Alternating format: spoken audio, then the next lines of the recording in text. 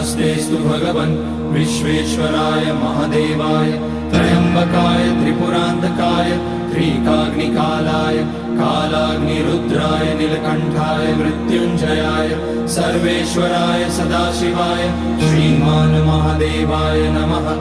ॐ नमः शम्भवाय च मयोभवाय च नमः शङ्कराय च मयस्कराय च नमः शिवाय च शिवतराय च। ॐ त्र्यम्बकं यजामहे सुगन्धिं पुष्टिवर्धनम् उर्वारुकमिव बन्धनान् मृत्योर्मुक्ष्यमामृतात्।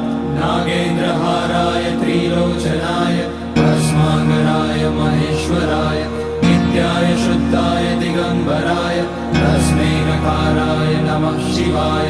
मन्दाकिनी सलिलचन्दन चर्चिताय नन्दीश्वर प्रमथनाथ महेश्वराय